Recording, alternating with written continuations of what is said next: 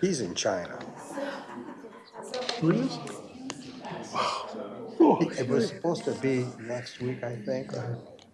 Anyway, he told me it was changed when we had our joint meeting. I don't remember if it was before this meeting or after, but it got switched. Upper level residential. Oh, City of Plymouth. Plymouth Township Planning Commission meeting will come to order at 6:30, and if our acting secretary / vice chair will please call roll. Dennis Sabowski. Here. Tim Boyd here. Stuart Pop, excused. Bob Dorshevitz, excused. David Lodewick. Here. Dan Callahan. Here. Bill Ikes. Thrilled to be here. Yes, there we are. Okay, thank you. We have the approval of this evening's agenda. I have no changes or additions, so is there a motion to approve as submitted? Mr. Chair, I move we approve the agenda as submitted. Second. Moved by Commissioner Boyd and seconded by Commissioner Callahan to approve the agenda as submitted. All in favor signify by saying aye. Aye. Opposed? Motion carries. And the approval of the meeting of December 10th. I have no. I had one question, Dennis, right? And I was scurrying to get through customs and made it here, so I missed the first topic. But what I was trying to understand is, we've had this before, and it was trying to go from commercial to industrial, right? We had some pushback from residents nearby, and it looks like it passed to go to industrial. Is that accurate? Which one are you? The very first topic, Oh, the item very first A, topic. to be specific, PC 2558 Yeah. Haggerty Road conditional rezoning. Okay, let me look at that. Yeah. The developer wasn't really showing their hand, which had caused some nervousness, right, before, on what it could or couldn't be. Right, right, Yeah, yeah. we voted They would, to recommend denial of the. right. Denial. Denial, Okay. yes, sir. Okay, I didn't read it that way, but that's why I was bringing it up, so I wanted to make sure I understood, because that's what I thought Dave explained to me, but it didn't jump out at me. But if that's the case, I'm okay. Okay, good. Any other questions? Is there a motion to approve the minutes as submitted? Mr. Chair, I move we approve the minutes of December 10th meeting as submitted. Second. Moved by Commissioner Boyd and supported by Commissioner Ladewick to approve the December 10th, 25 minutes. All in favor signify by saying aye. Aye. Opposed? Motion carries.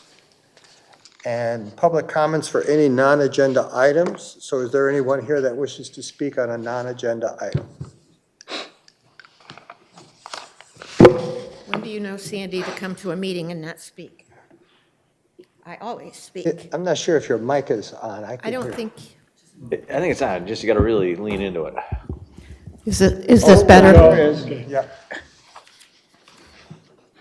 The purpose of my attendance primarily tonight was to thank and congratulate Bob Dorshevitz for his many years of service on the Planning Commission, but he didn't show up. I was going to have everyone do a round of applause and thank him for his years of service. I also want to thank those other of you who have long-term on the Planning Commission. This is not an easy task. It's not an easy job. And I was reading an article today from EDRA, which is Economic Development Responsibility Alliance, and they speak to the need for citizen, public, private partnerships so that we can facilitate local entrepreneurs, community-led projects, and even family-owned agriculture. So on Tuesday night, Supervisor Kermey will be recommending me as the new liaison to the Planning Commission. So if I get enough votes, you're all stuck with me, and you're going to have to deal with me. But I thought it would be nice to thank Bob before he exits, because I don't know how long he's been on, but it's been a very, very long time. So, and I thank all of you as well. Thank you. okay, Thank you. thank you. Any other comments? Okay, we'll move on.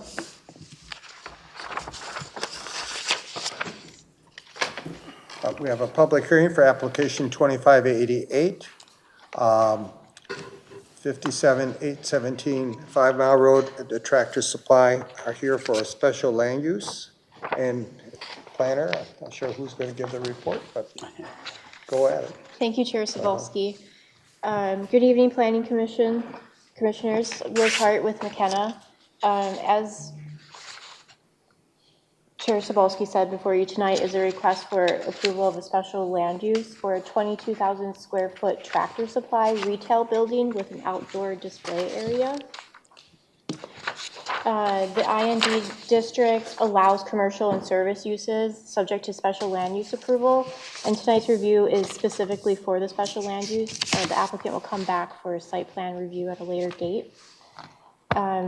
The subject site's currently vacant, and it's surrounded by industrial zone property as well as existing commercial uses, including Meyer, El Car Wash, which is going through their final site plan, and Home Depot to the west. And I put up on the screen just this development area. So you can see the Meyer development, Tractor Supply just east of that, El Car Wash north of that. And then we'll also be discussing the credit union tonight. So I wanted you guys to have an overall picture of just this section of the 5 mile corridor. And I appreciate the renderings that I had asked you to supply. Was at our place this evening, renderings of the Myers and the site plan, so we can put these other applications in context. So getting into the special land use criteria, the picture on the projector is the site plan for the Tractor Supply, just so you have your bearings. So criteria 1, location, size, character, and harmony with the area. Again, the surrounding properties are designated industrial under both the zoning ordinance and the future land use map. Tractor Supply is considered a low-intensity commercial use, and it does fit in with the emerging pattern of the commercial services in this corridor area of 5 mile. The building is set back from 5 mile, and its visibility is reduced by that distance and the surrounding development. The outdoor display area will be located internally, so just right behind the building on the east side of the building, which is limiting visibility from the public roadways, and that helps with minimizing the visual impact of that outdoor storage area. And given the surrounding industrial and active commercial uses, we don't find that this use will be detrimental to the adjacent development. Liz, could you speak just a little louder? Yes. Thank you. From the master plan perspective, the 2015 future land use map identifies this area as light industrial. And while the industrial in designation, the corridor already functions as a commercial transition area, again with the uses of Meyer, El Car Wash, and then further east with the Home Depot and a few more commercial areas or commercial uses. Regarding natural features, the site does currently contain mature tree cover, and a tree survey was submitted, but it does lack sufficient detail to fully evaluate. So we are recommending a condition that full survey is provided during the site plan, and the applicant has already stated that they'll get that to us. Criteria 2, public health, safety, and welfare. Again, this is a low-intensity retail use. There is limited noise, and there are controlled operational hours. Setbacks and buffering standards will help protect surrounding properties. And again, the outdoor display area is fenced, and it's clearly organized, limiting potential impacts, and fire and engineering reviews will occur during the site plan review. Criteria 3, public services and facilities. The site will be served by existing public water, sanitary sewer, and stormwater infrastructure. Specifically stormwater, they're connecting into the Myers stormwater system just in the west area of this property. Criteria 4, vehicular circulation and traffic safety. So access to the site comes through Meyer Drive, which is just north of where you can kind of see it on this. It's the curve that leads into where there's the turn arrows. That's the access drive, which is functioning as a private internal road network to this entire development. And there's 2 proposed access points. One a shared driveway with El Car Wash to the north, and then a second driveway further west on the site. Spacing standards for these access points don't apply to private road roads, but engineering will review the circulation and make sure that the safety during the site plan process. From a pedestrian connectivity standpoint, the applicant proposes an external sidewalk on the access road to the west of the site, and that connects into the Meyer Drive just north of it and into the Meyer site. And from there, you can see that there's a internal pedestrian access from that way leading onto the site, and then from there, you have access through the parking lot to the actual site building.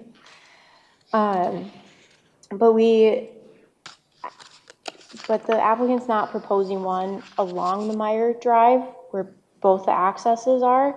And in reference to the El Car Wash, which is just north of it, we did ask them to put a sidewalk on that.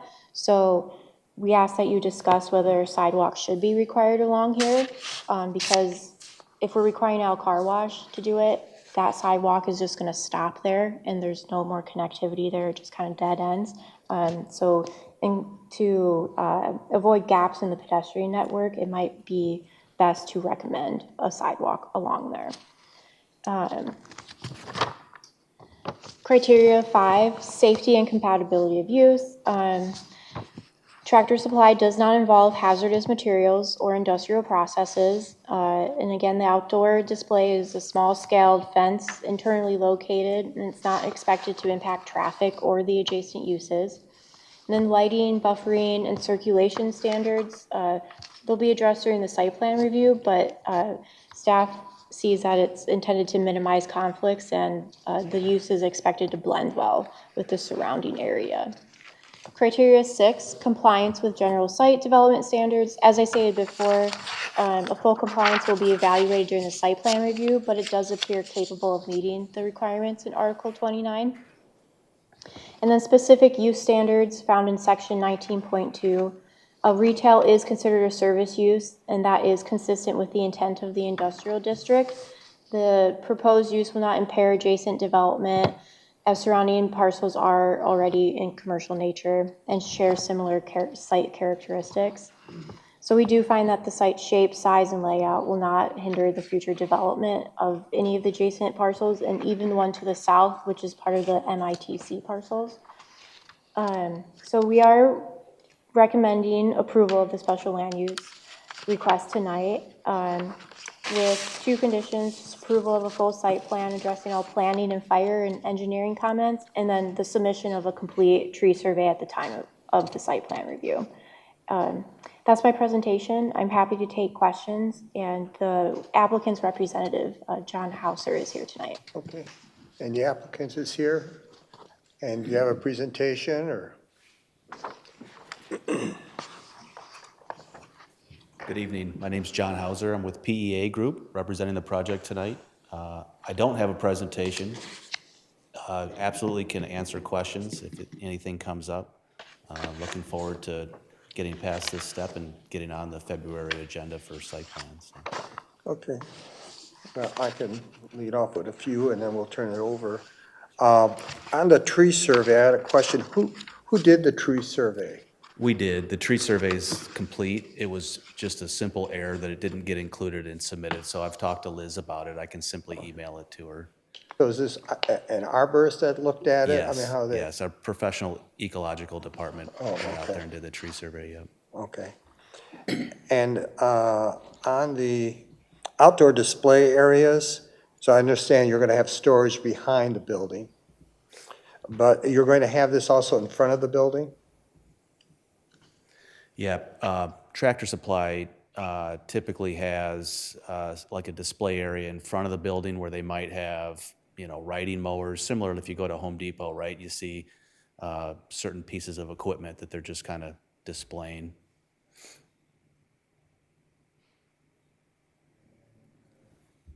Are you going, I looked at the Tractor Supply website. Do you plan on selling ammunition at this site? I don't believe so. I can't speak on authority on that, but we can, if it's something important, we can address it during the site plan. Okay, so is there another process if a business sells ammunition in the zoning ordinance, or? Not that I'm aware of, but we can look into it. Okay.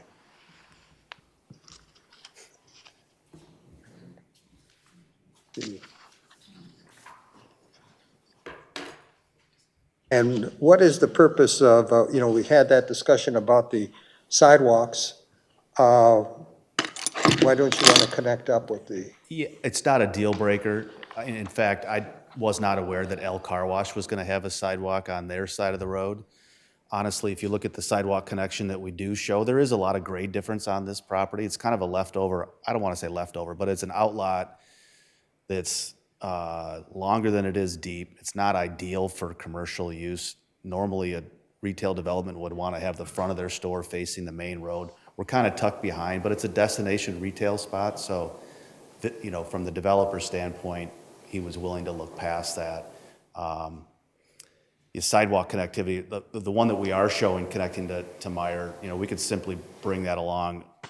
We've got very little frontage. So if you look at the west property line, that darker line is a retaining wall because of the grade difference. So that's why we didn't simply make a connection to the Meyer sidewalk there. We chose this diagonal location, but if it's easier to just run it along our property line, I don't know, we can work out the details, whether that would be just inside our property or just inside the Meyer property. It's not a public road right away. But yeah, if there's an issue with leaving El Car Wash with a dead-end sidewalk, I mean, it probably does make sense to just simply take what we've shown and parallel with that arced property line there. and what will you be storing in the outdoor storage in the back?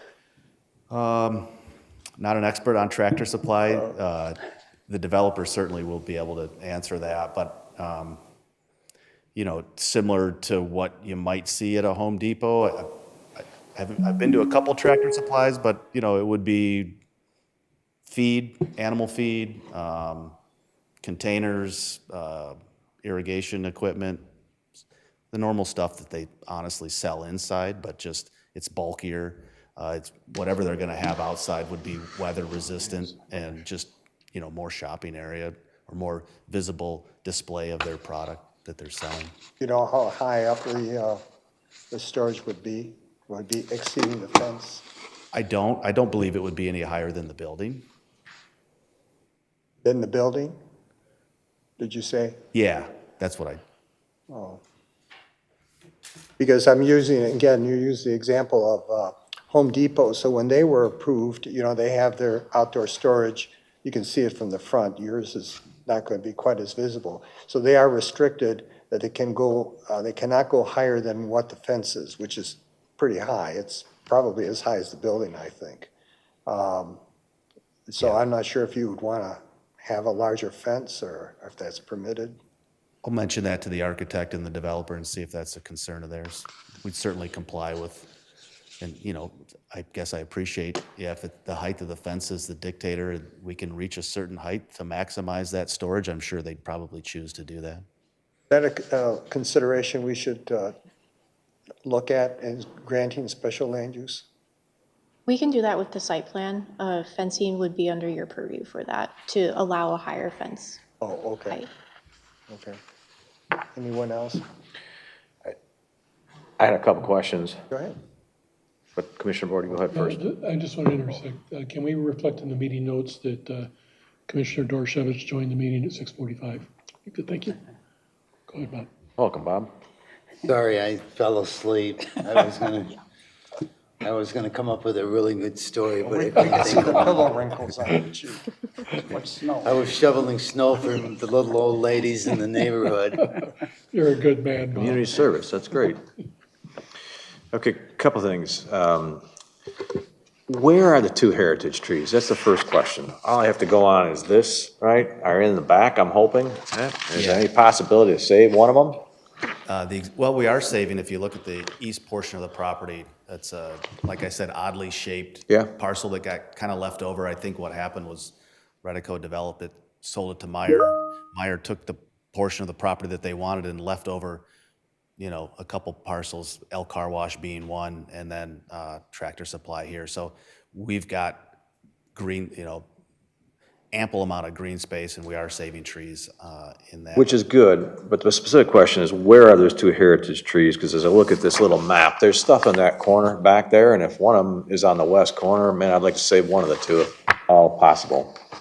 Okay, so that's something I want you to take away. Second one is, the site does say they sell ammunition, which I think is fantastic. It's hard to find, number one. We have a shooting range in the township on the west end called Western Wayne County Conservation Association, right? Where they do sell ammo also. So we should have the planners verify that, but if this is a store that can sell ammo, God bless you, okay? It's a Second Amendment right, and you can't bear an arm if it's not loaded. So that being the case, my third question here is the sidewalks that connect to nowhere, okay? Don't know how it happened in the township, but there's a big push by the supervisor and our treasurer to get them connected. So we want to make sure not only is El Car Wash connected, but the one to Meyer, because if employers are working there, they're probably more apt to go to Meyer to get something to eat or take a break or walk around or whatever, right? So please make sure you connect both. And I don't want people slipping and falling, going downhill. I wiped out and smashed my shoulder last Thursday. So tucking on the property line, if it's safe, great. If not, right, it's a lesser grade. I didn't have an issue where that was. So it'd be nice to see, pictures on updated plans on connecting the sidewalks and where those trees are. I think it's great. You have a corner on the east that's keeping what's there, but we're very particular about heritage trees here. We treat them as residents, okay? They were here way before any of us were. No further questions. Anyone else? Just a comment on sidewalks. I just want to see us be consistent across all the properties on this tract of land. I also think we need to think in terms of our neighbors just to the north of 5 Mile. There is a fair amount of residential development in that corner, and I can envision some people from that walking from that development to Meyer directly by Tractor Supply, hopefully some of them to Tractor Supply themselves. So I would be in favor of having that sidewalk reflected. And we'll also come back to this when we talk about the credit union later. So I want to see us be consistent across. And if we decide not to do this here, then we should take it off the El Car Wash as well. But I would prefer to keep the sidewalk. Okay.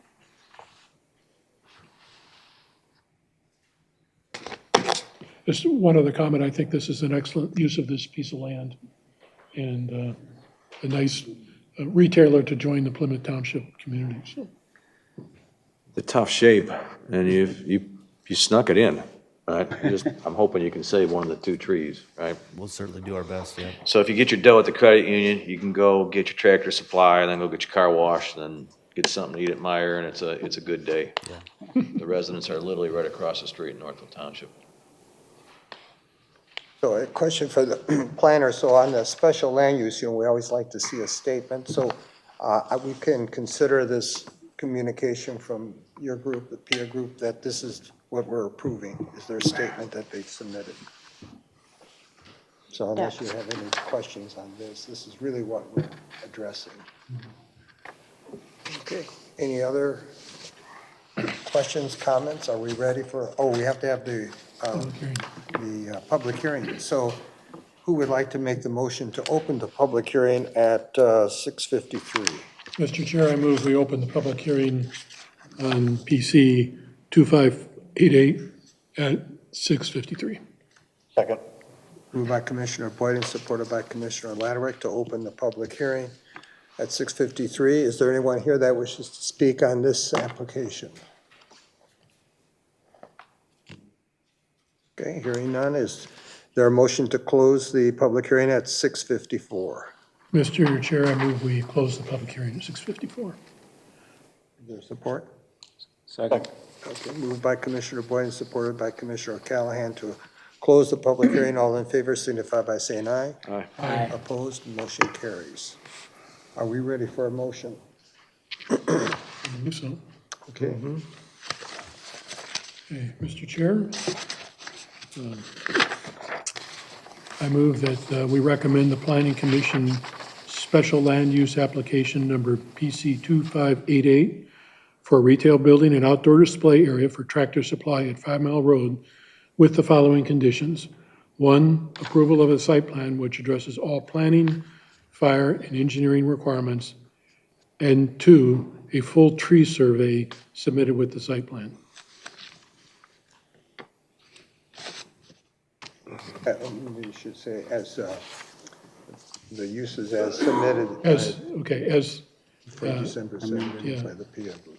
yeah, as submitted by PEA Group on December 17th. Is there support? Can you restate that one more time? I just want to make sure I followed all the conditions you had in there. Okay? Please, thank you. Sure. Okay, recommend that we approve the special land use application, PC 2588, for a retail building and outdoor display area for Tractor Supply at 5 Mile Road with the following conditions. Number 1, approval of a site plan which addresses all planning, fire, and engineering requirements. And 2, a full tree survey submitted with the plan with the conditions as submitted by the PEA Group on their letter of December 17th, 2025. Okay. Yeah. So would you want to support that motion?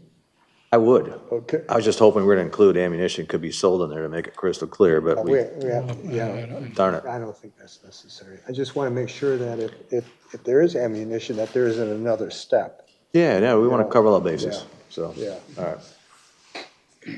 So you support? Heck, yeah. Okay. Moved by Commissioner Boyd and supported by Commissioner Ikes to approve application 2588 based on the said conditions. All in favor signify by saying aye. Aye. Opposed? Motion carries. Okay, welcome to the community. Looking forward to working with you on the next steps.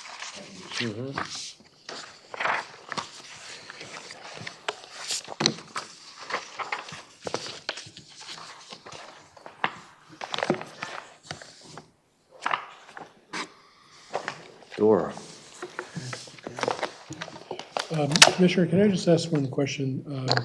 The undisturbed area at the very southeast quadrant of this site, is that going to remain that way for continuum, or do we know, is it likely to be developed at some point in the future? Do we know? Are we talking about the Durr building or the tractors? No, the trees south of Tractor, is that what you're talking about? Yeah, in the map, when you showed the 5 Mile Road map that showed the entire development, Yeah, directly south of Tractor Supply, there was a large area that's listed as undisturbed area. I understand that's pretty contaminated back there. That was, the most significant of the dumping grounds. Okay? Yeah, and I remember when they were in Myers's, their part, that also extends into the Myers, and they cleaned it all up. And Okay, It- all right, it- thank you. It is zoned industrial. It can be developed. It's owned by the land bank. We just have never, nobody's come to us with interest of developing it yet. The other point would be that there's really, the way this is laid out, there would be no access to the site. Yeah, it's gonna be landlocked. Exactly, yeah. There is a sliver of land that runs just west of the township's water tower with access to 5 Mile. It's a 60-foot okay. easement. Okay, But it's pretty narrow and it isn't a straight line, so okay. it's not conducive. But it looks like there's a keyhole or a cul-de-sac there, right? At the south end of that access street behind the mire, right? Is that how you'd access it? No, This length spot. Oh, so you're over the right side of Meyer altogether. yeah, yeah. Okay, thank you. Directly behind Tractor Supply. God, that's a good piece of land. all right, next is application 2573, the Durr Building on Plymouth Road. And What, Rob?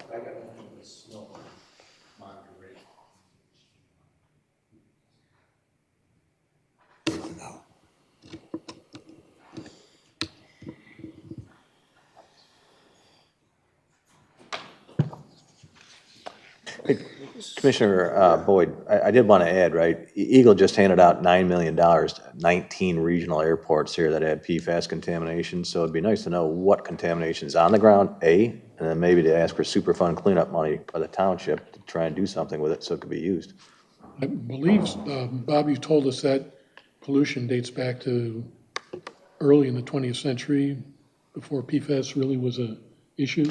It could be whatever it is. There's Superfund cleanup funds that exist from the state, right? Depending on whatever it is, right? So it'd be nice to know what it is, and then perhaps Eagle can point the township in the right way.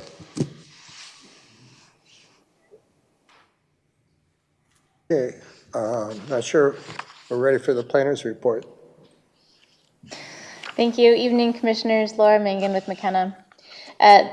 Application 2573 is for the existing Dura building at 4500 Plymouth Road. The commission reviewed the special land use application earlier last year in April and granted special land use approval for the outdoor storage of RVs and boats. The Dura building itself is to be converted into indoor storage, which is an approved permitted land use in the district. So just the special land use was for the outdoor storage. The applicant, since that special land use approval, has submitted for a site plan, both tentative and final, which is included in our review.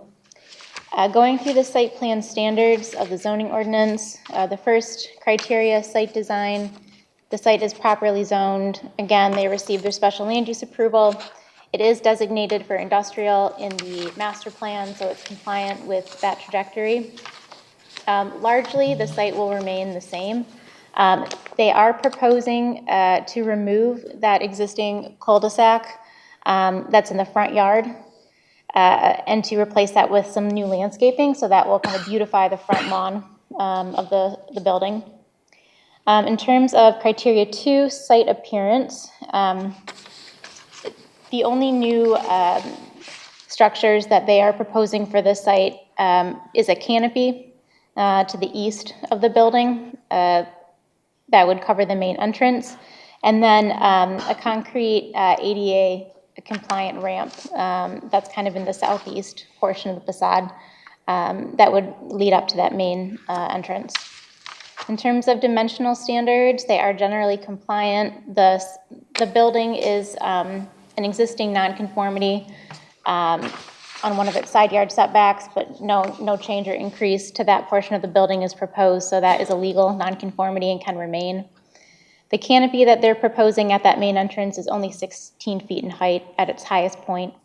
So all of those dimensional standards are compliant. The third criteria, preservation of site features. The review states that there are 2 heritage trees that are proposed for removal. These are not heritage trees, that's just a misprint. They're 2 regular trees, though, that are proposed for removal, 14 inches and 7 inches. So we will need to see replacement provided for those. It's only a quarter of the required, or only a quarter, 25% of what is to be removed. So 2 to 3 trees, depending on the final caliper that the applicant proposes, will need to be provided. And that is a condition of approval. There's ample space on the site to accommodate those 2 to 3 trees. Criteria 4, impact on public services. The engineering review is included in your packet. They are recommending both tentative and final. They are not here this evening, but we're happy to try to answer any specific questions that you have. They do not find that this is going to have a detrimental impact on the public utilities. This is a developed site, and the proposed use is not intensive. Criteria 5, vehicular access and circulation. The site receives access from Plymouth Road, one access point. No change to that access drive is proposed as part of this. Criteria 6, pedestrian access and circulation. There's already an existing sidewalk along Plymouth Road. They are proposing, there's 2 barrier-free ADA parking spaces that are just outside the new canopy. They are proposing an internal sidewalk that would connect those to the main entrance. That is in compliance. Criteria 7, emergency access. The fire department has recommended approval of the site plan. Their letter is included in your packet. Criteria 8, landscaping. They do comply with the required street trees and the parking lot screening for the outdoor storage. However, the one item that remains outstanding is the replacement of those 2 trees, which will require 2 to 3 trees in replacement. So that one is still outstanding.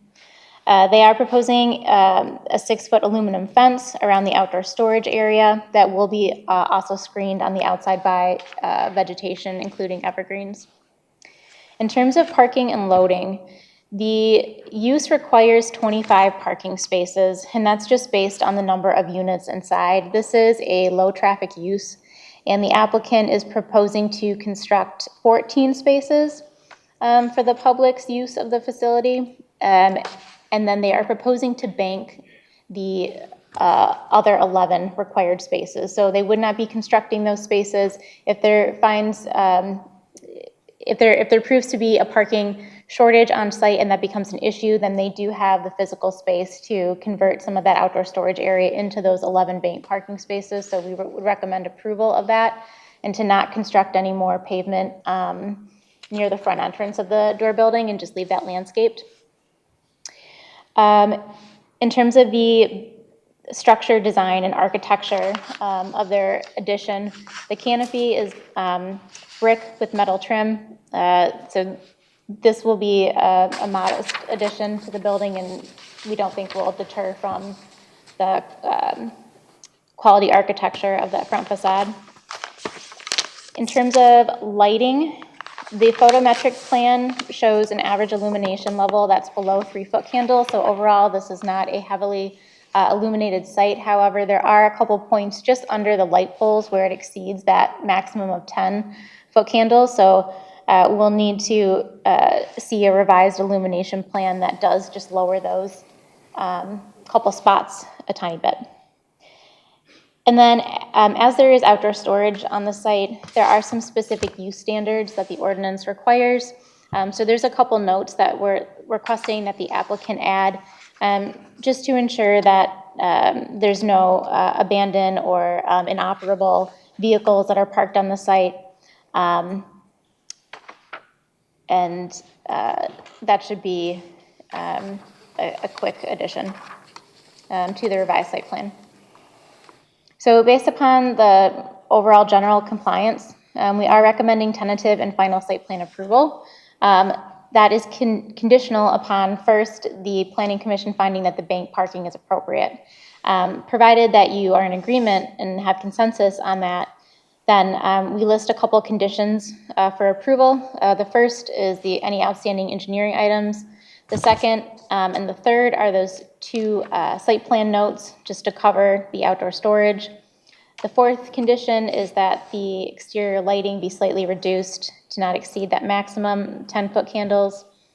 And then number 5 is that the landscape plan provide the replacement trees for the 2 trees that are proposed to be removed.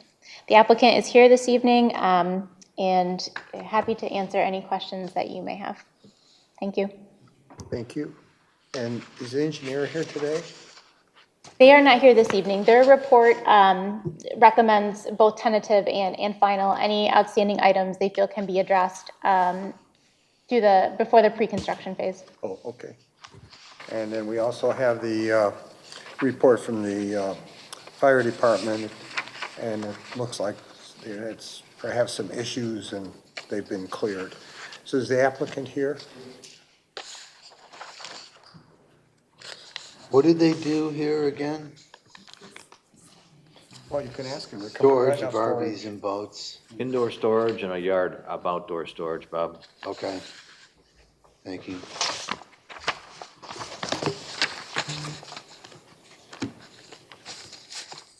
Floor is yours.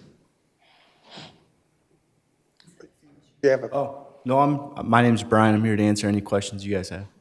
okay. Well, do we have any questions? I do, as a matter of fact. First one is, on a compliment you on keeping the existing tree line to remain. Thank Okay? you. Thank you for not killing trees because you wanted to park another 10 or 12 vehicles. Appreciate it, number 1. Number 2, I'm not familiar with a Knox box, okay? There's a Knox box, like the emergency access, the control gate, right? That's for the fire department.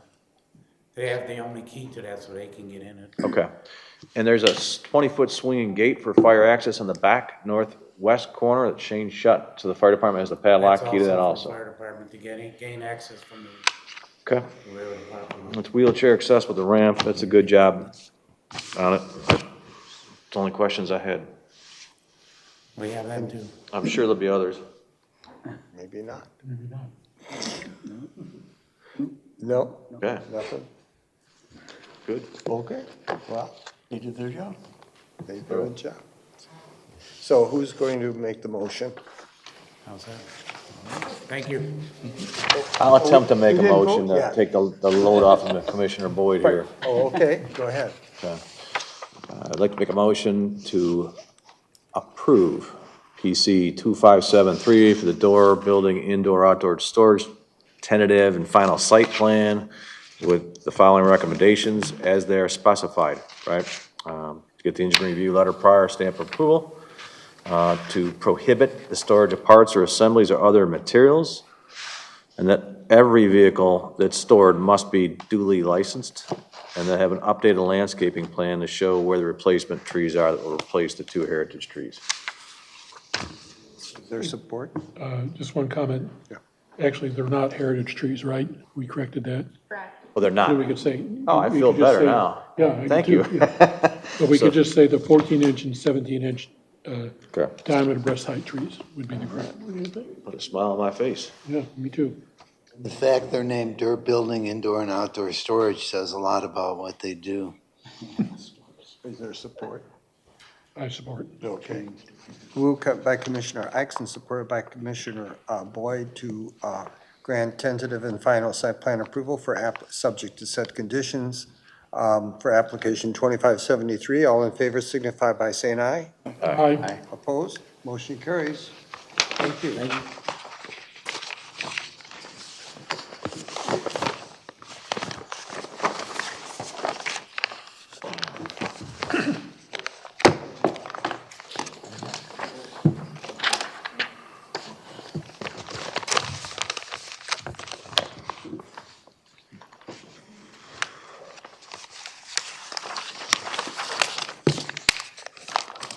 Next is application 2585, the Michigan Schools and Government Credit Union, site plan approval for tentative and final, and the planner's report.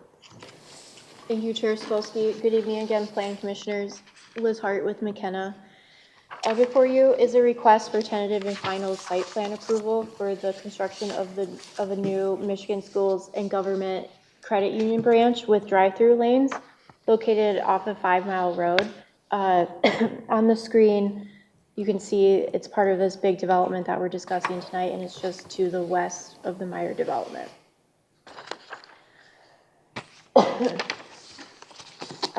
The site right now is actually being split from a larger site that you can see where this road divides the credit union from that larger site. It's under review administratively right now.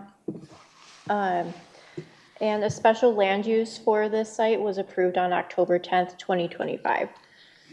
So in terms of site design and zoning considerations, the proposed building fronts 5 Mile Road with parking located in the front of the building and drive-through lanes positioned in the rear of the building. So that does minimize visual impact from the roadway. Pedestrian access is provided through a public sidewalk connections and internal walkways that link the site to the building entrance. And vehicular access is provided via private drives from the internal private drive area on the west side and on the south side of the site. There were conditions with the special land use, and they have been addressed with this application. They submitted a full site plan. An internal sidewalk through the site has been provided. They originally proposed 3 internal access drives to the site. They were required to remove 1. They did that. And then an updated lighting plan meeting dark sky requirements, which they did submit, and there is a condition. Some of the lights were a little too bright, and there's a condition to reduce that. Site appearance and coordination with surrounding development. The project does meet all dimensional standards of the industrial district. And the scale and architectural style are consistent with what's emerging in this commercial corridor, including Meyer and El Car Wash. The use of the shared access does support coordinated circulation across the broader development area. And yes, and then preservation of site features. The applicant did do a tree survey. It wasn't, because they found no trees larger than 8 inches in diameter, there was no tree replacement requirements. So we didn't have one to review as staff. And I will say I did look into the site as, because before, if you look on Google Streets, there were trees. I'm not sure if they were heritage or non-heritage of the diameter needed, but I assume at some point the Redico possibly cleared the site and we just weren't part of that process. So that's why there are no trees on the site right now. Impact on public services and utilities. Engineering reviewed the proposal and is recommending a tentative and final approval as well. And the fire department did review it as well and also provided approval as well. Vehicular access and circulation. Again, the site has 2 access points from the private drives. There are no proposed direct driveway connection from 5 Mile.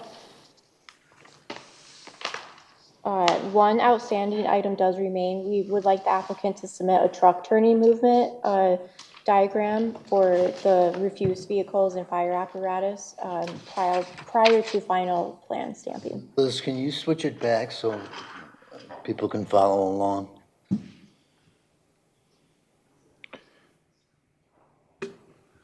Thanks, there it is, Chuck.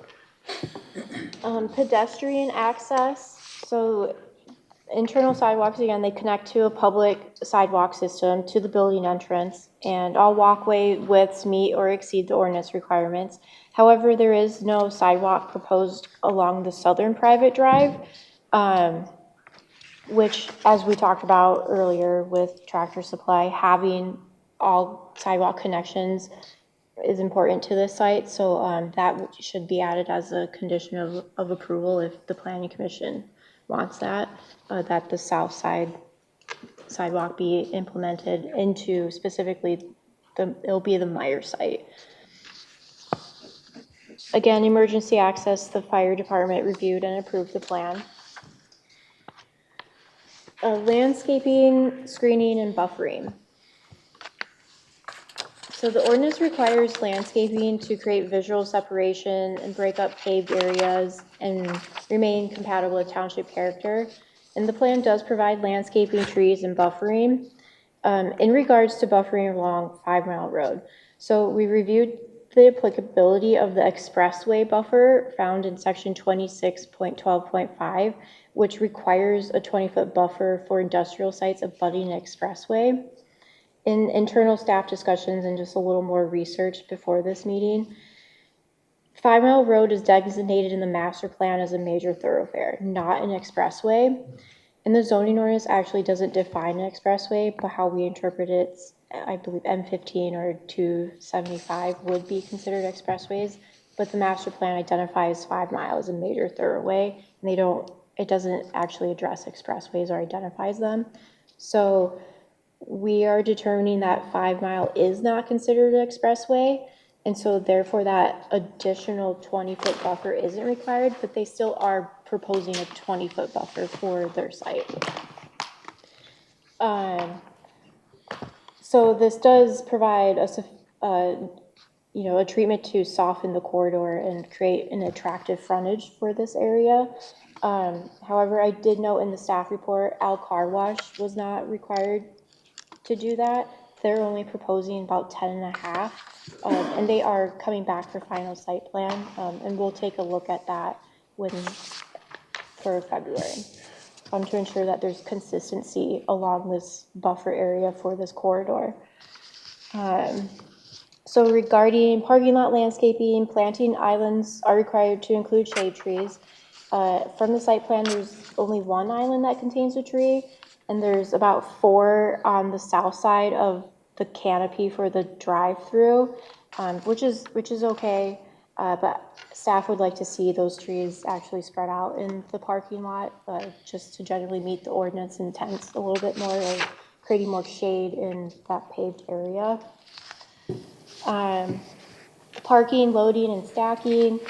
The site does provide more than a minimum required parking spaces, but the drive-through stacking actually does not meet the ordinance standards. The ordinance requires 15, and the applicant's only providing 9, which will require variance approval.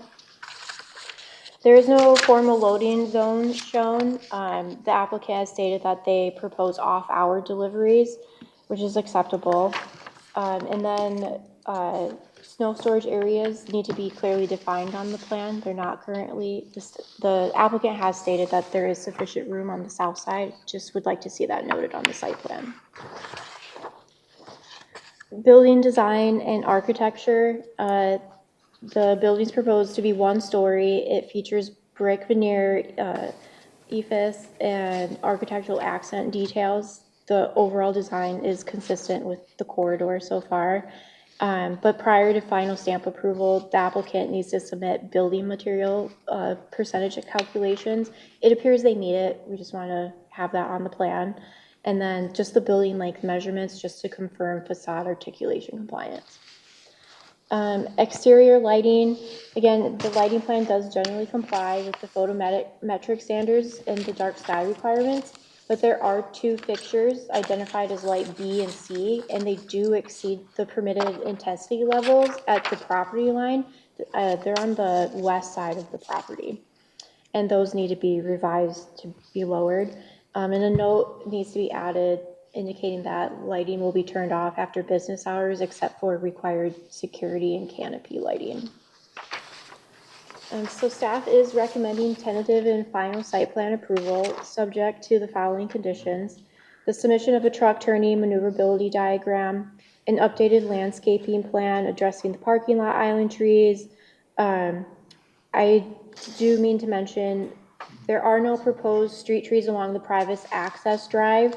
That is something we want the applicant to work with staff on and the property owner of the entire development, Redico, to determine who should put in those street trees. We want to ensure that those street trees are put in place though. So that's why that condition is there. And number 3, approval of variance for the reduced drive-through stacking spaces. Number 4, the identification of snow storage areas on the plan. And 5, the submission of building material percentages and facade measurements. That's my presentation. I'm happy to answer any questions for me, and the applicant is here tonight as well. Thank you. And it's the same with the engineering report that they got a copy, okay. And also, I see we got a copy from the fire department, and they found no deficiency from a public safety perspective. And the applicant is here.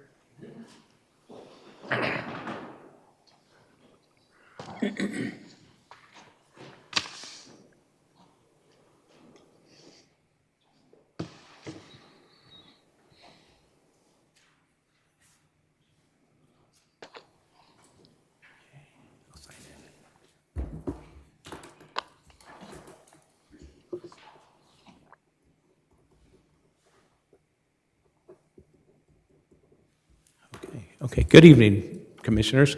My name is Mike Bland. I've been with the firm Stuckey Vitale Architects. As was noted, we were here back in October with our special land use. As was described, we have actually responded to some of those comments in writing already to the McKenna team with regards to what we need to add for the conditions, so we're pretty comfortable with all that. I did bring the actual materials that are going to be on the building with us tonight, so I can certainly go through and explain those. But right now, we did the calculation, we're at 77% of the building is brick and cast stone. And then we have a little bit of ephes at the front, and what that is we use what's called, it's a limestone finish on the ephes, and that's a 7-coat application. And I have a sample of that to give it the look of limestone. And what we do then is we score into large pieces to look like real limestone. And we've tried different materials. It looks fantastic at the end because it's a high quality and it doesn't go to the base. We keep a wainscot around so there's no ephes below at grade. So it holds up extremely well and it looks perfect, because they can make it perfect with the scoring of that. It's a very nice finish. And then there's a metal, pre-finished metal for the canopy, and then the coping's pre-finished metal, which matches the windows and that. So that's the materials. As far as the other items, I know there was a couple light illumination levels that were a little over. We'll obviously adjust that with the final photometrics. The trees, we'll put the trees in the islands. I think that was where there's a couple islands in the front. They want to put the trees there. We have no problem doing that. We did find out about the variance just recently. So I do have all kinds of data about what the credit union keeps track of how their drive-throughs are operating as far as the numbers, so we can bring that up to the ZBA. But we feel we have plenty of, the way that it works. As you know, you go to the drive-through at banks, it's not like, or credit unions, it's not like it used to be. I mean, it got high in COVID because you couldn't go inside, but, that's like a rarity thing. So we feel we got plenty of, we'll be fine with the stacking and at 3 per lane. And the ATM is pretty much, that's a 24-hour access point. We did talk about the trees in the drive coming in. We're going to work with Redico to get that covered. Who's going to pay for it? That's more between the attorneys, but we know we'll make sure that they get put in on our side, and we'll work with them on the final agreement with Redico when we finalize the property conditions, because we're still kind of in due diligence period until we get through our site plan approval here tonight. I think that was all the items on the list, but I'm here to answer any other questions. I also have our civil engineer here as well, and then we also have director of the facilities for the credit union here as well, if you have any questions about the credit union itself. We'd like to see the materials. I'm not sure, excuse me, I'm not sure if I heard you correctly when you talked about the EPIS material. Yeah. Did you say that there'd be nothing close to the ground? Yeah, we use, if you see here on this for example, we use the cast stone here, which is, if you're familiar with cast stone, it's not block, it's actually stone. Right. And that's at the base, that's the wainscot around the entire building perimeter. Okay. And then the EPIS is just at the entrance, which is this material here. You can see it's not like your typical EPIS, it's very smooth. The idea is that it matches limestone. Yeah, the only concern we've had in the past that we didn't like it at ground level. We 'cause don't of do the- that either, we keep it yeah. up, it's Right. 4 courses up, I think. Well, it's on the drawings where it is, Yeah, but yeah. it's all around the entire perimeter of the building. And then the brick is obviously, Yeah. it's a kind of a golden beige Right. with iron spot in there. Mm-hmm. Yeah. So Do you know this, look, this indentation, would you have the that's logo in the in? vestibule lobby, yeah. Oh, is this lit up at night? It usually is, yeah, the vestibule is usually lit at night. No, I'm talking about where the Light logo. that is artwork, that's not actually a lit sign. Oh, okay. It's acrylic, Oh, just on the okay. wall. Okay. So it's not internally lit or anything like that. Oh, okay. Anyone have? Anybody else want to see the materials?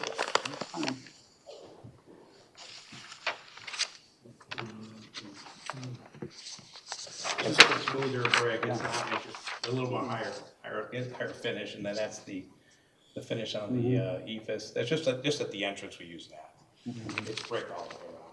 And then the materials for the windows and the trim is the silver metallics. Then we have a little accent color that you see on the rendering, that's a band. Not sure if you could answer this or the person from the credit union. Is there a count of how many customers you might have in the Plymouth, Northville, Canton area, or?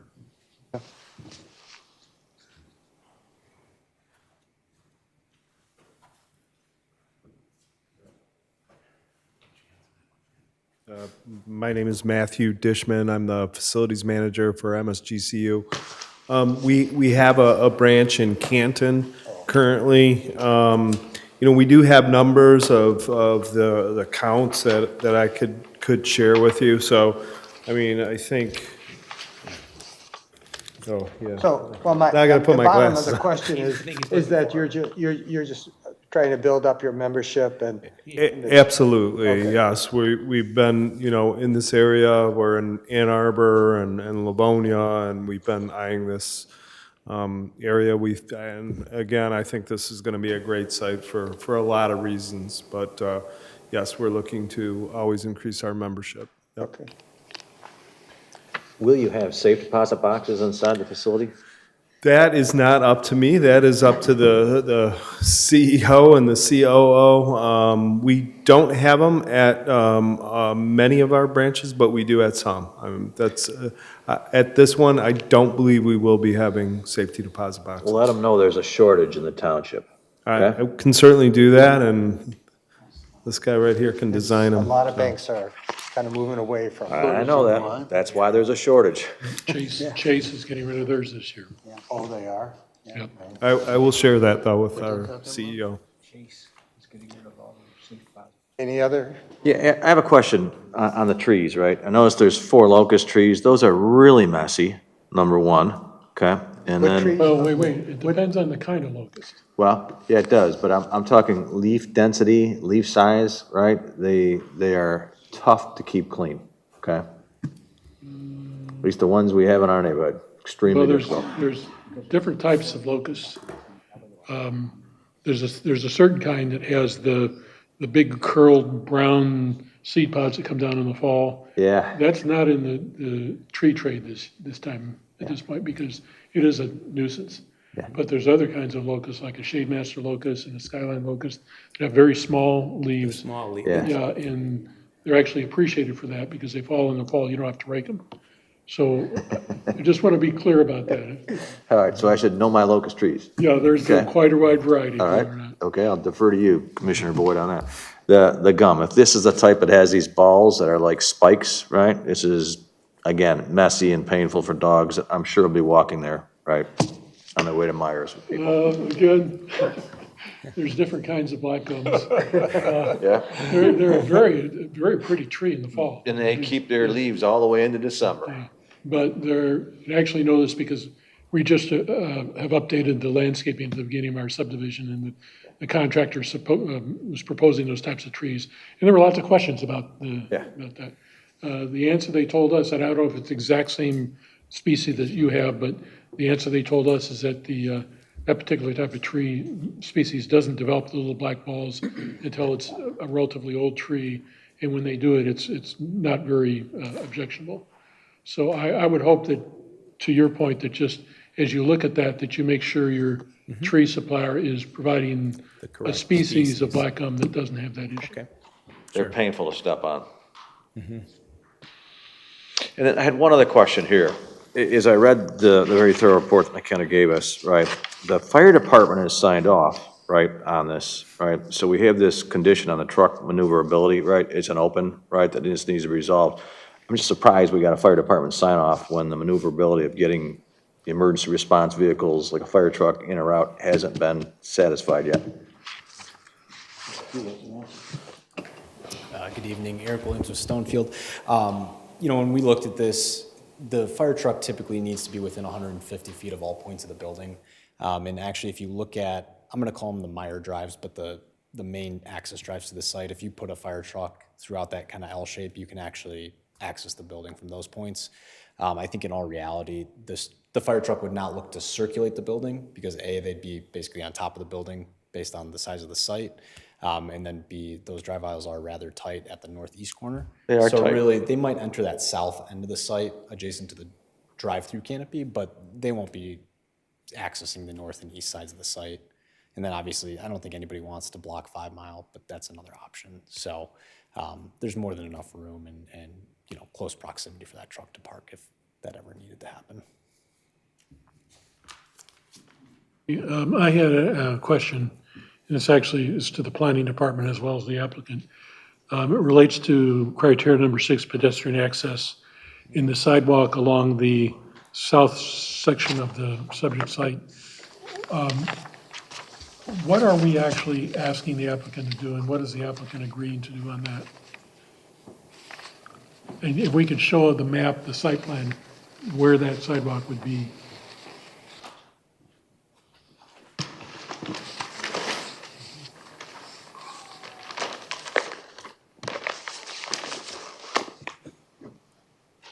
On the south side, so that curve curved area.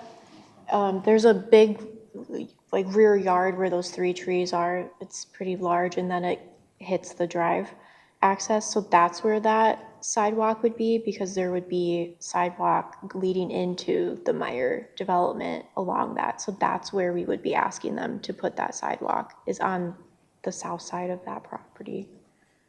Okay. Is the applicant agreeing to do that? I think this drawing is a little hard to see, and I apologize for that, first of all. So I think when we were last here, we obviously worked with Redico to make sure that the sidewalk along the west boundary is installed. That's been shown. We're working that out with the attorney there. And looking at the Meyer site, there is no, this area east of our site is a detention pond. There's actually no sidewalk connection on the north side of that shared drive. What it looks like is there is a sidewalk on the south side of the shared drive there. You ask me, that's not really our responsibility. We can talk to Redico about it, but at the end of the day, we're not installing these roadways. We're basically plugging into them. But there's no, from what I've seen, there's no sidewalk on the north side of that shared drive that would tie into Meyer. So, if we were to put that in, we'd basically be sending somebody into a pond. Again, we're obviously in constant communication with Redico. We can ask them about it. I don't want to commit on their behalf because frankly, that's not our property. Commissioner Board, we could also, similar to the street trees, add a condition that the applicant and Redico work with staff to determine if the sidewalk's appropriate there or not, and who will install it if we consider it to be appropriate. Okay, I also, that's good.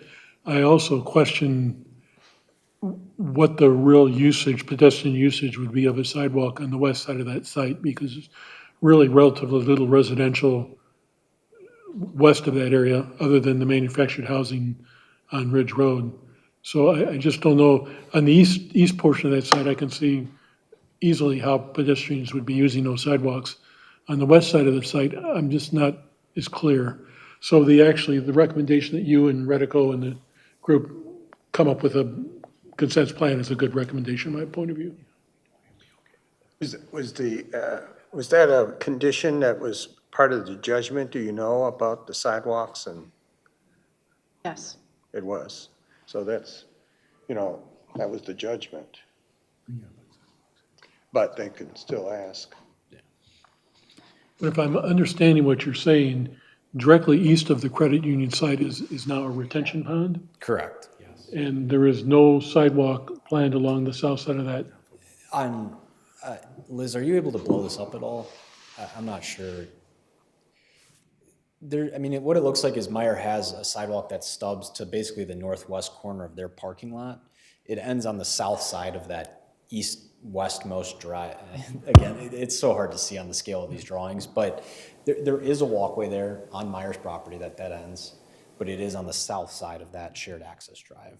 I think the condition that Liz placed on it, to kind of work this out administratively, we're happy to do that. We don't want this to hold up the application, obviously. We just don't want to necessarily be on the hook for something that, to your point, doesn't make sense. So again, let you guys figure that out as a team, right? I will say we're also in the process of administrative reviewing the VTEC road. That's what this is. So we'll make sure to add that into our comments when we send them our review notes. So both applicants will be aware of this situation, and we'll work with them. Are you satisfied with that? I think that's the best that can be done. Yeah, okay, good. Okay. Other questions or concerns? Are we ready for a motion? Okay, Mr. Chair, based on compliance with Article 29, Site Plan Review Standards of Zoning Ordinance, I recommend that we grant tentative and final site plan approval for the Michigan Schools and Government Credit Union, PC application 2585, subject to the following conditions on the planner's report: submittal of a truck maneuverability diagram, number 1. Number 2, updated landscaping plan addressing comments in section 8. Number 3, applicant shall work with staff on Ritico on placement of street trees along private access drive. Number 4, variance approval for the reduction in stacking spaces. Number 5, site plan to show storage location. Number 6, building materials calculation and building measurements to be confirmed per the discussion today. And number 7, a discussion between staff, Ritico, and the applicant on the proper sidewalk usage along the south side of this lot. Is there support? Support. Moved by Commissioner Boyd and supported by Commissioner Callahan to approve application 2585, subject to said conditions. All in favor signify by saying aye. Aye. Opposed? Motion carries. Well, welcome to the Thank you. community. Yeah, good luck to you. We look Yeah. forward to it. Safe deposit boxes. It's the And the right fastest way to and the get right kind of clients. trees. At least one. That's really good. Before we move into miscellaneous business, Trustee Groff, you had some comments earlier. Do you want to repeat those comments now? I support that motion.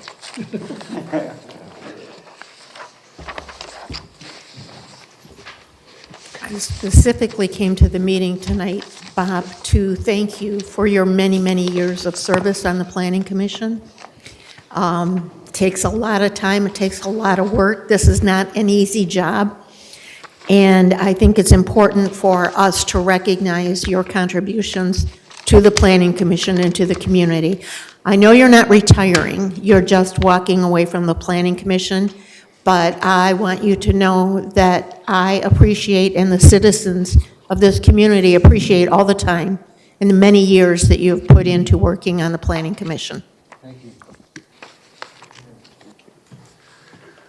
Okay, and just another thing. Actually, I was going to ask for a round of applause earlier, but everybody left, so. Thank you.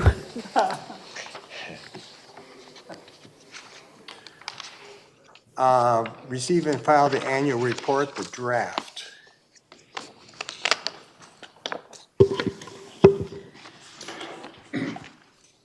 So you don't have the draft in front of you. Had some issues with our server this week, and we didn't have access to be able to print it off. But I can give you numbers of it. And then for the next meeting, we'll have it prepared and ready for you. You guys this year had, I think, 17 total meetings, regular and special meetings. And throughout the year, you reviewed 8 special land use permits, 9 site plans. You did 2 zoning ordinance amendments, 3 cluster housing options, and 8 map rezoning amendments. And then on top of that, staff did 22 landscape reviews. You guys did 1 sign review. We did a lot more than that. I don't have the number. And then we did 21 administrative reviews. That also includes any major administrative reviews you had to do or review. 15 land divisions or combinations, 2 fence modifications, which you guys saw, and then 1 Class A non-conforming designation. So you guys had a busy 2025 year with this, and we're looking forward to 2026 and some suggestions of what we can do in 2026, especially from the master plan, action plan, and recommendations from that. So we'll have the full report for you next month. And a discussion on child care centers. So again, we had a little memo put together. After our last discussion, you guys had some questions about what's actually going around outside of the township, how are other townships handling childcare. Again, our server wasn't available, so we weren't able to print that off for you. So I'm happy to have a little discussion with you. I printed off what the city did, their research.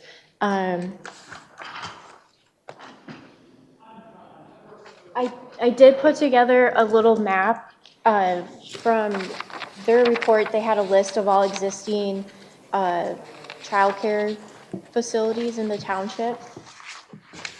It's not too bad to see, but all the blue markers are all the existing childcare centers in Plymouth. I will say a Some lot, of these people's homes, no, these are all commercial. these are all commercial. A lot of them are schools and churches. Oh, And I think this one actually down here isn't accurate. It's the Salvation Army. I think it's called Tiny Tots or something like that. I think that's actually in Livonia, and this is just their like headquarters or something like that. I don't think there's a childcare service there. So these are the locations. I will say this green spot, that is a residential house, and we did receive a phone call about it.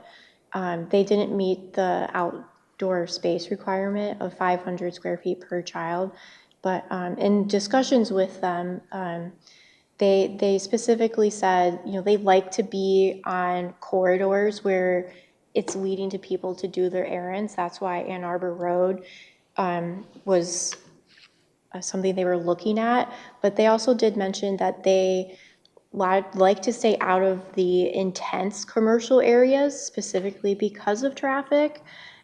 So that's why they were looking outside of that corridor, closer to residential, but also on the route to 275, where you're like Kroger and things like that you're going to be just going along the road.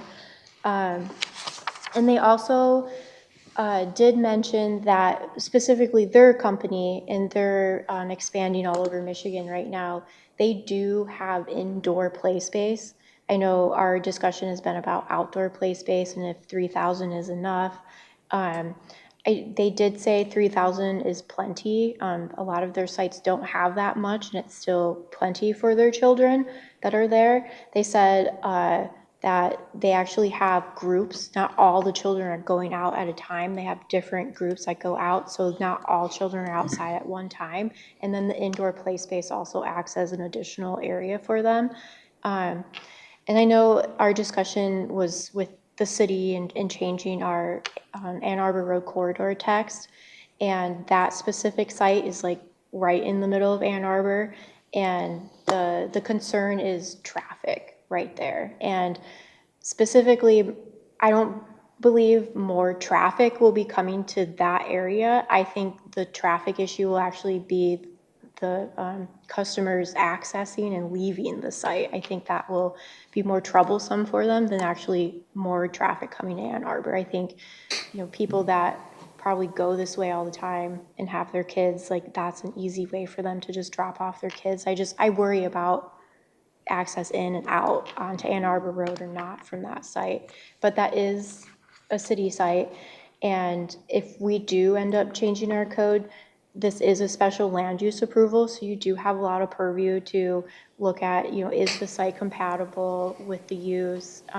Traffic studies can be involved so that we can determine if the use is right, the location for the use is right for that. So don't be afraid that we can't deny a special land use request if we find that it's not an appropriate location for it. I just wanted to mention that, but we can move forward with showing you the text amendment that the city has proposed. We're not in disagreement with it. So we can move forward with that, or I can come back probably not next month. We have a pretty big agenda, and discuss our actual memo, or later this week when we have access to the server, I'm happy to send it out to you so you have that already. So that's my little spiel on child care centers with what information I have right now. Have questions? Not a question, but more of a comment, right? And I did talk to the lady at the DDA after she'd walked out of here. I'm just puzzled why they wouldn't look at park, okay? It's safe, there's traffic, there's parking, there's an indoor gymnasium, there's a pool in there, there's classrooms, it's everything you'd ever want, and it's in the middle of the city of Plymouth, as opposed to the south end of the city that's near a very, very busy road. They're out of space there. Park has Totally rented out. Park has a waiting list. To get in there. Uh-huh. Wow. I mean, it's like they missed an opportunity with the Christian Science where they had the PUD fight, right? I mean, that'd be a perfect way to get that church back up and running by putting a daycare in there, but it's unfortunate. It's another easy to get to location for residents. So they have to travel the township now to find something, so I understand the problem. But I'm just really surprised there's no solution in sight inside a central area to the city that's easy to get to from all four corners of the city. Okay, anyone else? And next is the discussion on the master plan. Thank you. Real quick before we jump into that discussion, I want to make sure everyone saw the email about the webinar in February on data centers. It's 2 hours, February 12th. It is virtual. Data center know-how for planners and officials. So if you are interested in attending that 2-hour webinar, please let Liz and I know as soon as possible. We'll need to register you with the Michigan Association of Planning. They're the ones that are putting that on. I understand there's another data centers webinar that's going to be provided by MTA. And Chairman Cebulski, I think you had expressed some interest in that. Yeah, I did. I attended the webinar today by the Michigan Township Association. And at the end of it, she did, and also before the webinar started, they listed all the different topics that are coming up. They do that every month, I think. And they did mention about data centers, and the woman even admitted, I don't know that much about data centers because they can be the size of a whole house generator to, acres of computers. So I plan on attending that one as well. That, the MTA one? Yeah. Yeah, I registered for that. I didn't see the Michigan Association of Planners one. Yeah, that's Is that coming sent up in out to all of February. us? Mm-hmm. Yeah, for Thursday, February 12th, noon to 2. So just let us know if there's any interest in that, and then You got my response, okay. yes. Good. Yes, a couple of you have responded already, so thank you. And we do need to set up a plan with the supervisor's office to determine next steps for data centers and how we'll evaluate and provide literature on that. So we'll be working on that separately, and when we have a plan of attack, we'll share it with the commission. There will be a lot of background literature provided, I'm sure, because there's already been a lot of research done on these. And the MAP webinar should also be insightful. Any questions on that? Okay. The handout before you is a little bit of a deeper dive into, this wasn't intended originally to be its own subsection, but given the discussion from the joint meeting and the number of action items that were around the Ann Arbor Road corridor, we think it would be helpful to break it out into its kind of own sub-chapter within the future land use chapter. So this document, we can go through it, but it's draft text for you to review and then provide any feedback on. So this is strictly the 2.5-mile segment that is the Downtown Development Authority corridor for Ann Arbor Road. And that's basically from the eastern boundary of the township at Livonia to just past the Kroger development, the St. John's Co-ops on the west end. There is a stretch, approximately 1 mile, on the northern portion of the corridor that lies within the city of Plymouth. But that's only like a fifth of the entire corridor overall, both north and south. So we start out this subsection with a little bit of history about the Ann Arbor Road corridor. We think that's kind of missing from the current master plan, and just that collaboration between the city and the township and how that came to be in the late 90s. We also explain that there was the Downtown Development Authority that was formed in the early 2000s to govern improvements along this corridor. a little bit about the board structure, and that 2002 tax increment financing plan that really guides any public improvements and the projects of the DDA. We acknowledge here on page 3 that,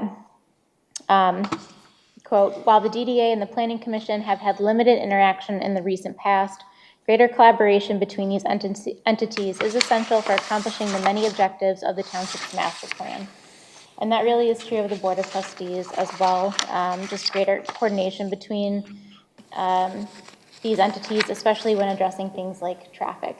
And the DDA plays an important role in this because they have a funding to accomplish some of these projects. And that is the intent of having a DDA, to encourage and the development of new private uses that clearly demonstrate new jobs, the attraction of new businesses, and the generation of additional tax revenue. So that's the DDA strives to do in the corridor, and they will be an important partner moving forward. Taken from their plan, on page 4 are the stated goals of the DDA, which I think are important to reflect in this master plan and ensure that the redevelopment of this corridor is in line with these goals. So first, improve the visual continuity of the area and foster a sense of place that attracts investment and enhances the identity of the corridor.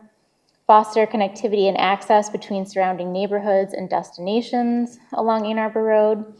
Improve the overall business climate of the district and deter economic decline. That is really the primary justification for having DDAs established. Beautify the corridor and preserve, create unique features or character at different sites.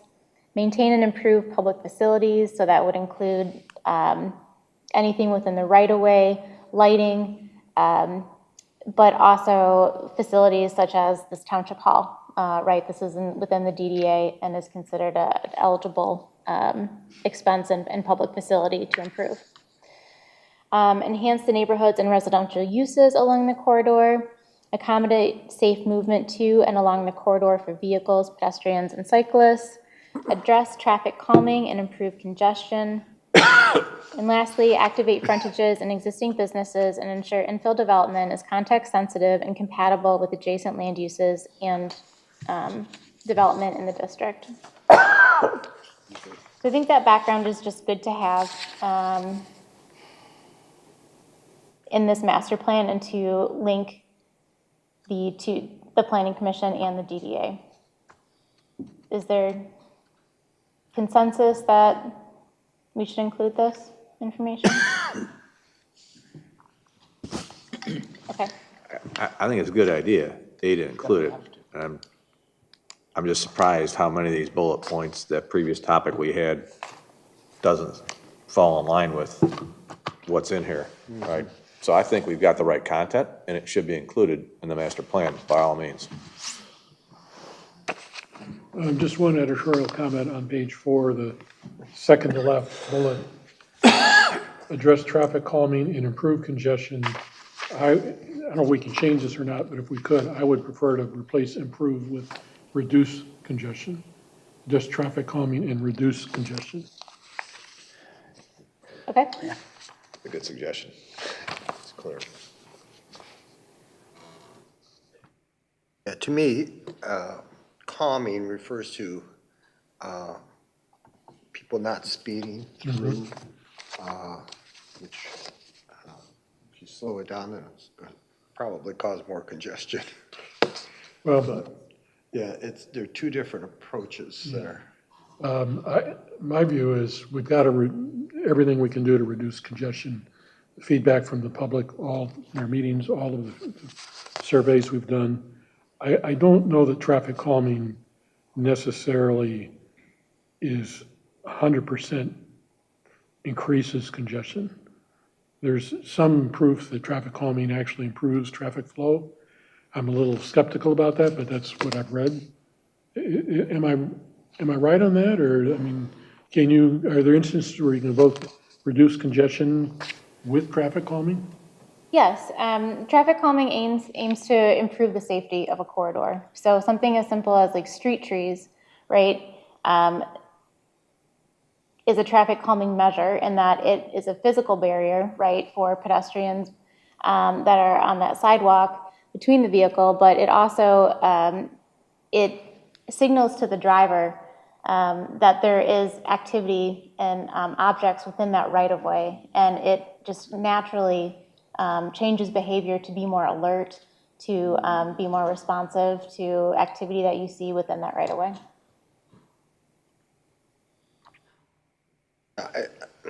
Well, I'm really on my soapbox about curb cuts. And that could even be considered calming because you usually have to wait for somebody to, turn into wherever they want to go. But to me, that's another point where we could reduce congestion, is reducing curb cuts. Yes.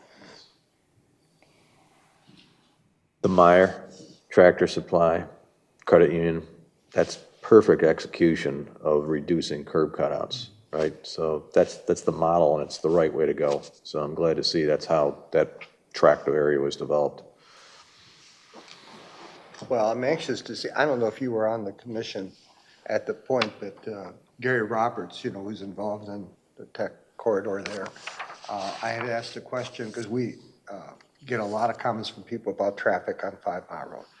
And as you know, now they have the center turn lane, and is that enough? And his answer was, it is enough, because they feel with that center turn lane, that's going to reduce the congestion that we experienced on 5, especially with the trucks.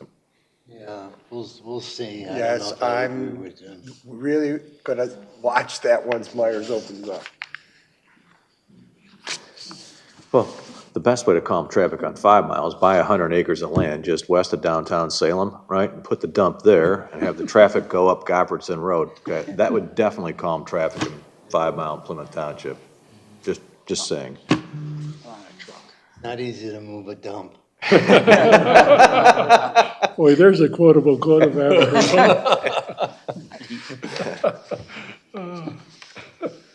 Man, we're gonna miss your sense of humor in these meetings.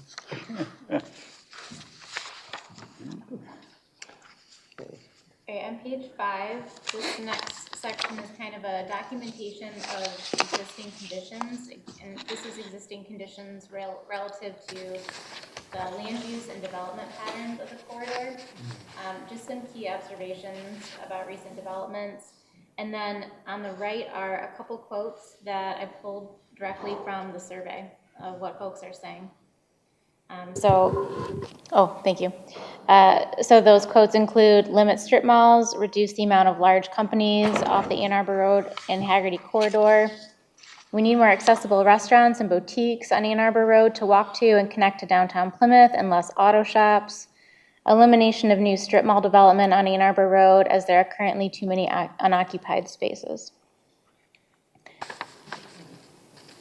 that's just like a little bit of a snapshot. And then on page 6, kind of highlighting regarding land use and development patterns, what needs work and what are some opportunities that this master plan can cultivate, that the township can work on moving forward. And we've talked about some of these that show up in the action plan. But I think it's helpful to think about it in this context. So that may be zoning ordinance text amendments, it may be architectural standards, increased landscaping and buffering when there's those transitions to the residential neighborhoods. Then on page 7, this is another snapshot of existing conditions, but this is related to transportation, access, and circulation. So right off the bat, and we have the transportation chapter, which you have seen before, that talks about Ann Arbor Road. But this clearly lays out that Ann Arbor Road is a major thoroughfare, but it is under the jurisdiction of MDOT, and that any improvements to that corridor are going to require the collaboration and coordination of the township administration and our state agency if we want to have a safer and more efficient roadway. There's a little bit of a deeper dive here about access management. And Dennis, I was thinking about adding your graphic as well to this because that's another instance. This one is just showing the south side between Mill Street and Main Street. There's 16 different driveway access points along this stretch, with the average spacing 165 feet, where MDOT is saying a best practice that you should be hitting for safety is 350 feet. So there's quite a gap there between what's recommended by the state and what's out there today. Poor access management has serious implications for traffic congestion, motorist safety, and pedestrian safety. And a couple quotes that I've also pulled from the survey that speak to this. Less driveways off Ann Arbor Road for business. Should be consolidated so traffic moves better. And these are verbatim, so So Laura, what with a grain of salt. can the planning commission do, work in the planning department for new businesses that go on? Because people are gonna sell, business is gonna close, like Lover's Lane. Is that an opportunity to go in and eliminate some of these curb cutouts, right? To maybe connect them with the next doors, so you stretch out the 165-foot distances closer to the 350 desired? Yeah, as properties are redeveloped, that is one opportunity. So for instance, the Henry Ford Health Center, right, and aligning the new light there with the with the cold entrance, right. That took a lot of coordination on the township's part. But if the township hadn't intervened in that way, then there would be an additional, curb cut out there and making that even more difficult, right, to traverse. So when these development projects come up, even the smaller ones, we can look for cross-site access. We can look at reducing curbs. A lot of the curb cuts, too, that you see out there are too wide. They're unnecessarily wide than MDOT standard. So even taking a look at that, if they're not going to eliminate it, at least reduce it a little bit. So it's less of a gap that the pedestrian has to walk through, right? It narrows that window that they would have conflict with a vehicle and improves the safety. It's hard to see a lot of the curb cuts where they're actually at, especially at night. No better lighting. I run over a lot of curbs because of that. Not because I'm an old man. Poor lighting, poor visibility. Yeah, lighting is something the township and the DDA in particular could take a look at.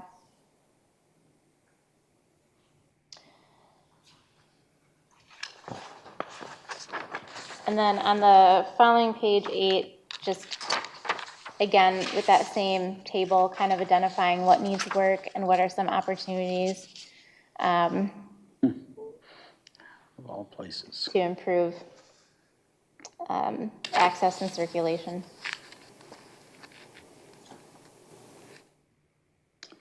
Will they ever get that done? Who knows? It was supposed to be done in November. That's what I thought. It's MDOT working with Wayne County. Okay. On page 9, this section details the future of the Ann Arbor Road corridor. And this is where I think your review and input is going to be very important.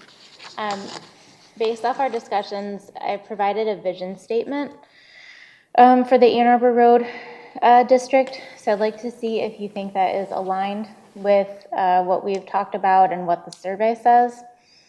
And then spelling out some of those appropriate desired land uses to see in the future. Recommendations for the architecture and building design and siting of the building on the parcel. Recommendations, this is on page 10, for transportation and connectivity, and then some additional key considerations for development in the future along the Ann Arbor Road corridor. So welcome any feedback that you may have on that in the next week or so. The only thing I want to point out here on the fifth bullet point under appropriate desired land uses is when we use the word townhomes, right? That's lots of stairs, right? And I know we have a lot of old people and a lot of homes, right, that don't want to climb stairs. So I'm okay if it's condos, right, where you have elevators in there, but I don't want to just be that selective because, you know, we've got a neighbor to the north that's townhome happy, right? And perhaps that might become a way if we say including condos, right? Just leave it generic, right? So it's up to what the demand in the public here really wants to drive the type. But, you know, I'm confused sometimes about when they say townhomes, because there's the townhomes that, like you said, there can be 3 levels. Mm-hmm. And then there's townhomes that they look like row houses, I would call, you know, that from, you know, New York or Boston, that where there's 2 stories. Brownstones. Yeah. So is there a difference in naming what these housing units should be called? I have different images. Well, if we would like to be more specific or more prescriptive, we could provide a couple example images of what you think is more appropriate. The Ann Arbor Road corridor has a 2.5-story height limit for building, so we're automatically excluding a 3-story townhome unless it was developed as a PUD. But even that is difficult because you have to have a minimum of 2 acres for a site for a PUD, so. Are those ones on Ann Arbor Road, are those 3 levels? I'm pretty sure it's just 2. Yeah. It's vaulted inside. Yeah. You walk up steps to get to the door. Yeah, I don't think there's Okay, 3. some are just a few steps up, like you'd find in a single residence. Yeah. And then others have like a half a story up before you get to the main. I'm not, obviously, we all agree we need more homes with single-floor housing, but along this corridor as defined by your map, the more traditional townhome, 2-story, 3-story, strikes me as being a more realistic use of that land. I'm not sure along Ann Arbor Road you're really going to find a developer that wants to put in a single-story condo-type setup. So I agree with the intent, but I just don't think that for Ann Arbor Road, it may not be a realistic. Well, my comment goes back to when we had that master plan special session. I think it was either early September or late August. We actually talked about, you know, this corner over here, right? That's got the Burger King you can't get into because people don't show up to work, so you can only go to the drive-through and you blow 20 minutes getting a Whopper Jr. and you almost get late to this meeting, okay? And you got the vet that's open 2 days a week, right? And you got the eyesore there, which is in direct, you know, against of what we're trying to do in the recorder. That's like a monopoly set of 3 pieces of property there that could become, right, an elevator, special land use, PUD type thing, so people are on one level with an elevator, not the 2.5-story, right? Because I'm sensitive, but Commissioner Board, you made the point that that is such a great location to get to the freeway, to A, go to the airport if you're flying out of town, B, if you want to go north, right, to where you got to go to, that it opened my mind with respect to a unique area because you got office buildings that are about, what, 5 stories high, right, literally next.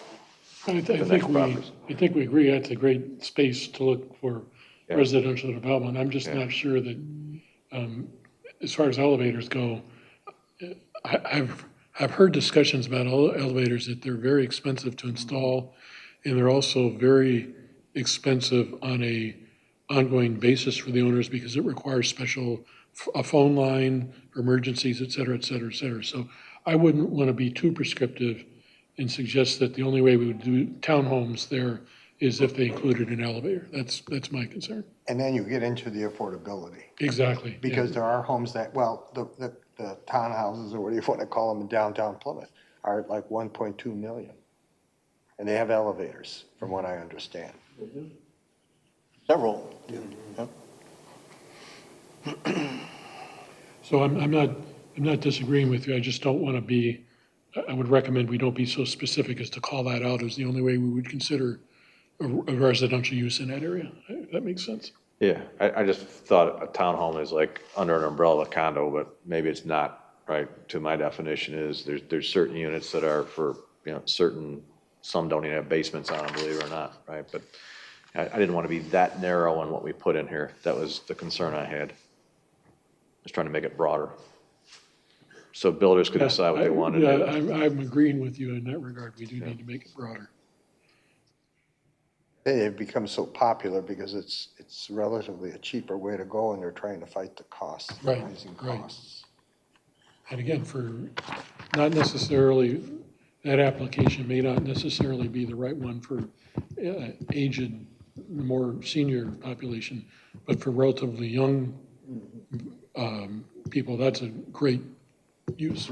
It's a very appealing residential. Restaurants right across the street. Yeah.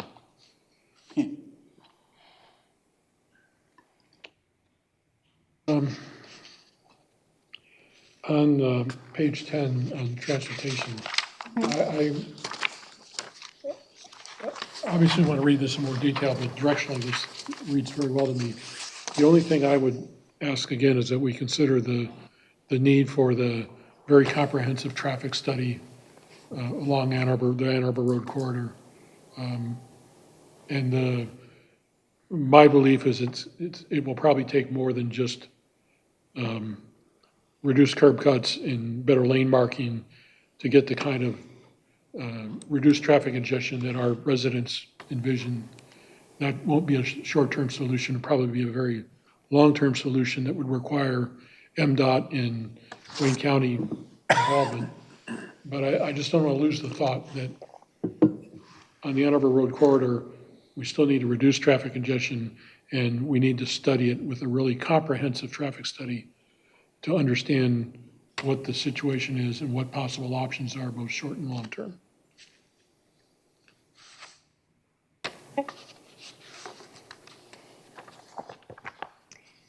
I'm not sure, by the way, that all of you agree with that, so you don't. Well, I think we need the data, I'd be interested to know how many cars, at what intersections. It would be good to couple that with police reports. Where are there accidents along the corridor? Where are the pinch points would be.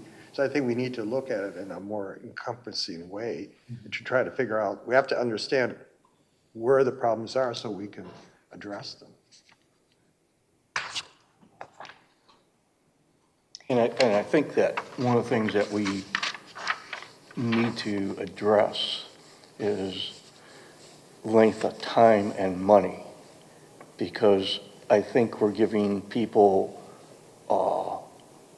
a skewed hope that traffic volume and congestion is going to go away. It's not. I don't care what you're going to do. I don't care how much money you're going to throw at it. It's just not going to go away. Unless you tear down buildings, unless you have CSX build a 5-lane road underneath their bridge, unless you get rid of businesses and you tear down homes. It's just not going to go away.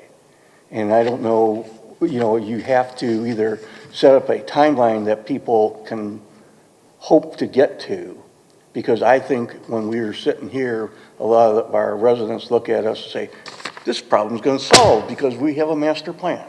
It's not, and it's going to be years and centuries before it happens. That's the only way that Henry Ford became successful in lowering the curb cuts, is because the building on it became obsolete and was able to develop that whole thing.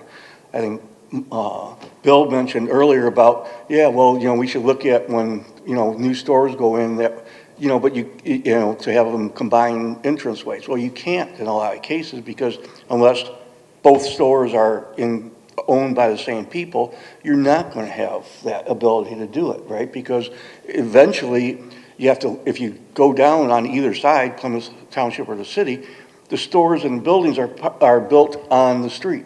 You can't get a driveway to go across the front of it. So I think that a lot of the time we're, in my eyes, wasting, and is that because we're giving our residents false hope that something's going to happen, and it's not. Well, they may come to that conclusion because they're hoping that it will be addressed, and when they say, yeah, we'll address it, but that doesn't mean we're gonna have a solution for it necessarily. I think that people do believe that the master plan is a solution. Yeah, well, it's policy.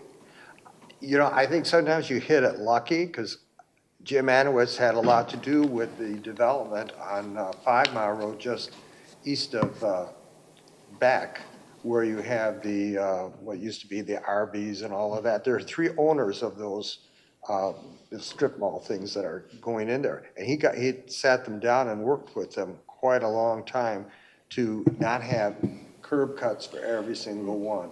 So it was a coordinated effort to do that. And I think That was a new development, though, that too. was a new development, and that's gonna be the problem if we have hope for the Burger King, the hospital, and the fitness center. Hopefully that would all come together at one spot, you know, at one time, that you could develop that. But time will tell. Sometimes I don't think we have complete control, because it just is, a lot has to do with timing.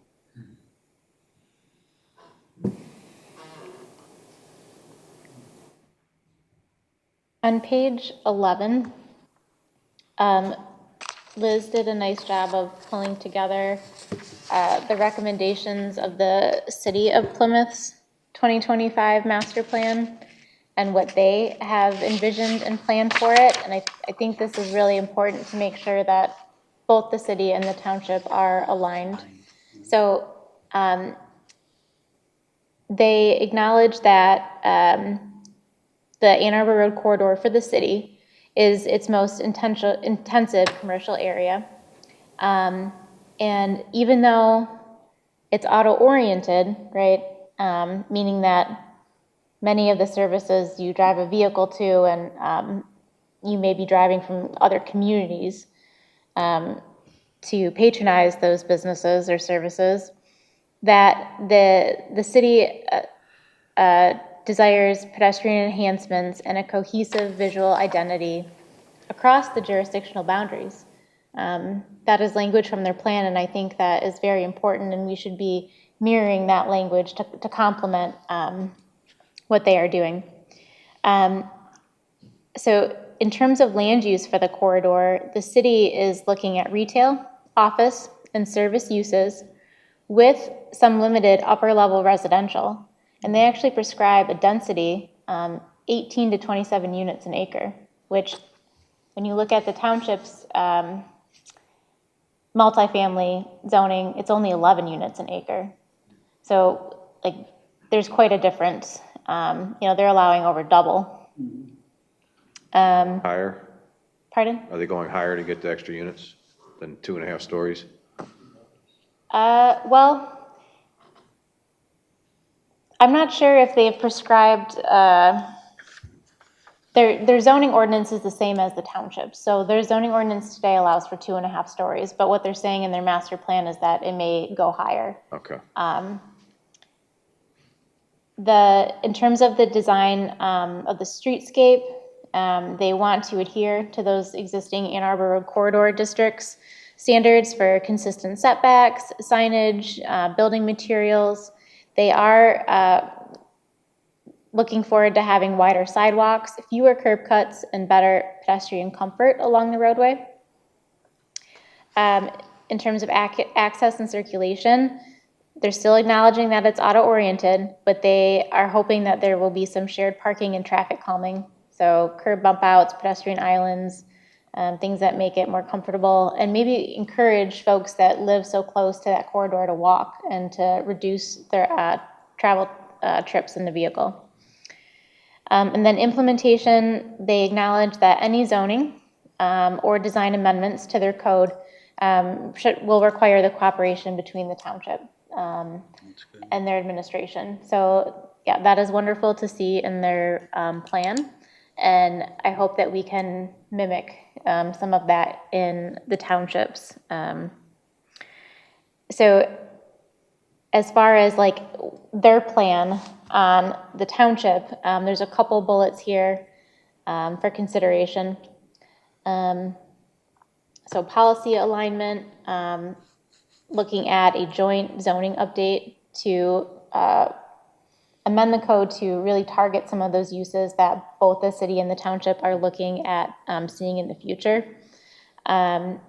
Coordinating with streetscape improvements, so future investments by the DDA should be aligned with what they are doing for that north 1 mile stretch. Looking at maybe doing some shared branding or just redevelopment initiatives, economic development outreach to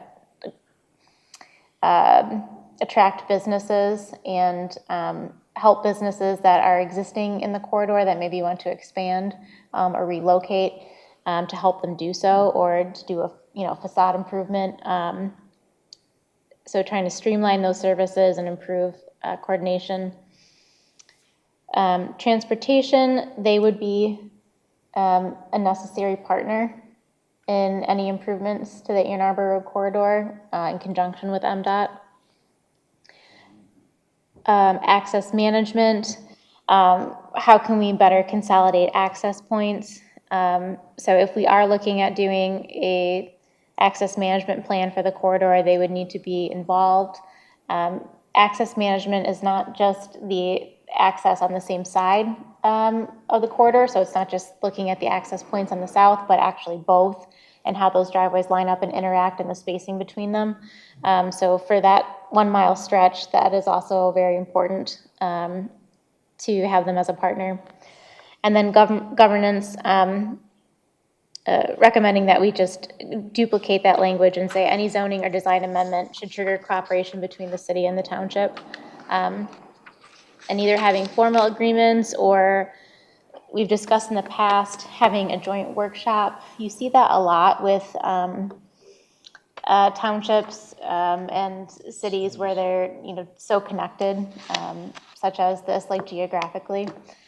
So that might be a great opportunity sometime in the future to have a joint planning commission meeting between the city and the township.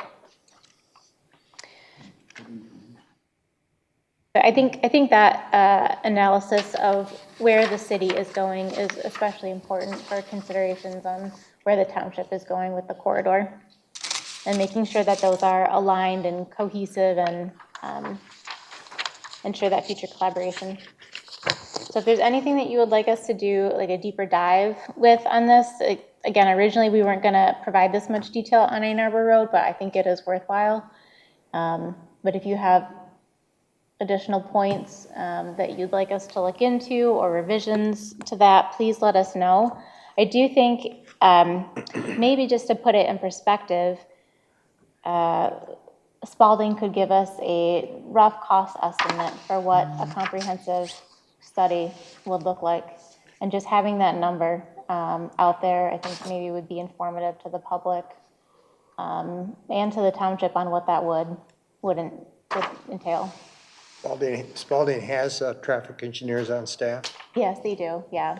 They wouldn't be providing a scope of work, but we could, they're familiar with this language, and they could probably give an estimate in today's dollars on what that would take to complete such a study. If you think that would be helpful. I think it would be helpful if we make that recommendation in our master plan, or however way we propose it. That's going to be the first question, is how much is this going to cost? Is Spalding, is that specifically referring to a comprehensive traffic study? Yes, if that's one of the action items in the plan, let's put a price tag on it and just make it very clear to the public and to this body of what it would take to complete that. And is there a possibility of phasing that or breaking it up, or what if different jurisdictions contributed? Is it manageable? I think it would help the conversation. I would strongly support that myself. Okay. It's an excellent suggestion. Okay. I will request that from them.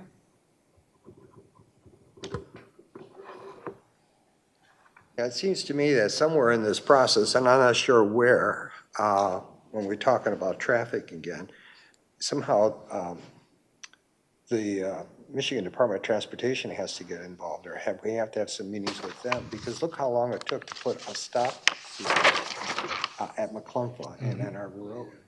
Years. And we've had a few people complain, even on the west side of the township, well, I can't get out of my subdivision. I've experienced that myself. Usually if something's like this last summer with the freeway, if they've closed a lane and people will say, oh, I'll just take the surface route.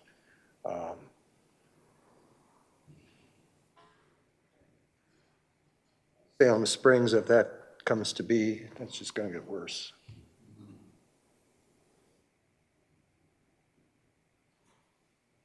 Time. Dave, to your point, we need to be very transparent with the public as to what the timing and implications of this would be, but my point simply is if you don't take the first step, you'll never know. Or you'll do what Ford Road did, where they didn't take this step 20 or 30 years ago when they should have. And here we are now, and they've got a huge issue on their hands. And spending millions Actually, to try to fix it. 50 years ago. Yeah, 50, okay. It was 1970s when That's a that, long time ago. It all started with Myers. Yeah, I remember that. They put that in, and there wasn't anything out there. It was farmland. I remember going by when it opened, and the line was just a mile long at least, and I didn't know what Myers was. I thought, what kind of store is this? Myers, everything. that started with Meijer, it started with Burger King, and it started with Super Bowl. That was and the only other fixture out there was the state police officer that would sit in Meijer parking lot when Super Bowl was letting out of their league so they could get all the beer drinkers. And then it was I think Ford Road was a 2-lane road at that time. It was. I remember when it was 3 lanes. There was just 2 lanes, and then the center was like a passing lane. Yep. Oh, I think I remember when it was just an east and west Just road. the east and west. Yeah. That was way before my time. I used to like you.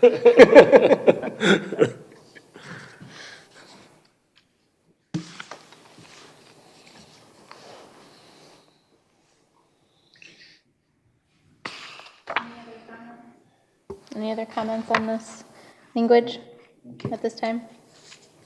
So any comments we have, we can just email them to you? Yes, please. Yeah, please email the planning email.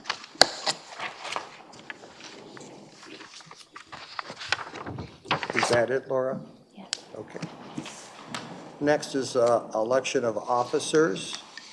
Are we going to talk about the master plan timing, rough Oh, draft yeah. timing? So when do you think we'll have a master plan draft to look at? Provided that we can access our server later this week, we still don't have access, Tuesday. Coming Tuesday. Yeah. Is the plan, if that happens, is the plan just to email it to us, or, oh, okay. Why, what happened to your server? Just having some technical issues that our IT department is trying to work out, but we don't have access to client files right now.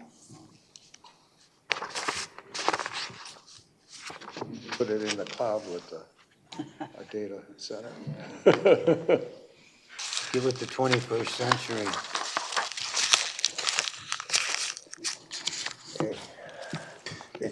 Just had one question. We got a Meyer package in here.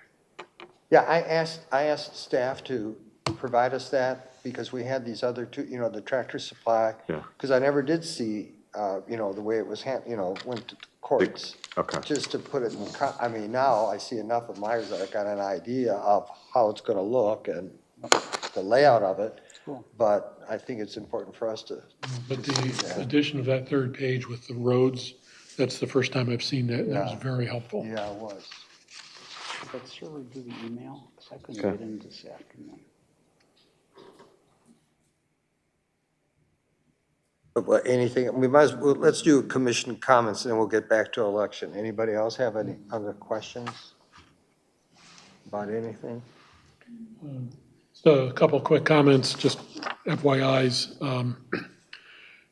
I believe I noticed, as you're driving east on 5 Mile Road, just east of Beck, there was that one narrow piece of property on the south side of the road that we had reviewed for, I believe it was a vehicle storage application, and then the sign went back up saying it was for sale. It looks like now they're actually starting to remove some trees in that property. Do we know if there's been any definitive development next steps in that? Back? On 5 Mile east of Beck, south side of the road. That strip that was owned by the ice arena when they sold it. Oh, that finger parcel, Yeah. yeah. No, we have not seen anything on that. So if you've noticed site clearing, we'll bring that up with the building department. Okay. And then the other FYI was just, I noticed, or my neighbors did last week, that the site that's been for sale at the southeast corner of Ridge in North Territorial. You remember at one point, there was a dental office proposed. There was a survey team last week doing a survey there, so I presume you'll be seeing something on that. Okay, that's good information. We have not been contacted about that property. Anything new there? Is that zone is commercial? No, it's single-family residential. Okay, Yeah. okay, so I thought. Yeah, we didn't want to, to have that office building, we wanted it rezoned because it's residential. Yeah. But then we were concerned that it would just continue to grow with the adjoining homes, so. Okay. And then I have a question or a comment. I noticed where Amazon was gonna put their grocery store, there's a for lease sign there. You heard anything about that? Okay. Where it? Right here, Amazon by Fresh. the Amazon Oh, Fresh next is to gonna be, there's a for lease. The Amazon store? I think it was in There's front of the always been store. one on the Yeah, store I next know. door I to it. think, because I was driving by there, and I just caught it out of the corner of my eye. There's always been I one know, the one between that emptied, the next adjoining Yeah. space. But Amazon's put so many restrictions on what can go in there that it's gonna be almost Yeah, and impossible then Amazon is already, I think there was one on the east side of the metro area that they've closed. So.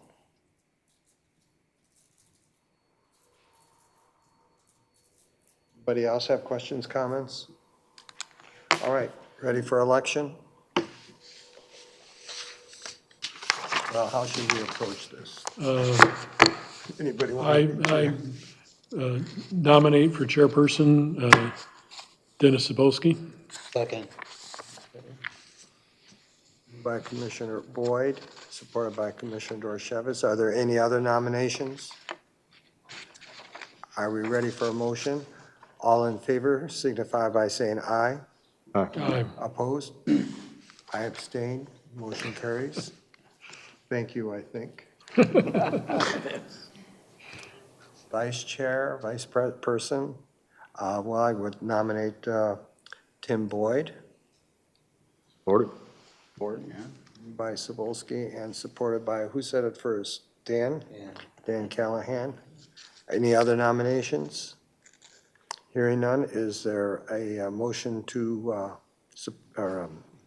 a motion to approve? Yeah, I'd like to have a motion to approve. Second. Yeah, we did, no, all in favor. Oh, okay, yeah. Aye. I lost my train of thought. We're here for you, Dennis. It's all right, but it's I like know. you asked, so we I wanted jumped to in. vote, I didn't want another. 20 to All 9, in favor signify by saying aye. Aye. Motion- Boyd abstains. Okay, and Boyd abstains. And secretary, well, I guess I would nominate Stuart Pop. Yeah, I'll second it. Okay. By Sabowski and supported by Ikes. Any other nominations? Okay, all in favor signify by saying aye. Aye. Opposed? Motion carries. All right, no further comments, so is there a motion to adjourn at 8:38? Mr. Chair, I move we adjourn at 8:38 PM. There's support? Support. Moved by Commissioner Boyd and supported by Commissioner Lanaway to abstain at 8:38. All in favor signify by saying aye. Aye. Opposed? Motion carries, adjourned.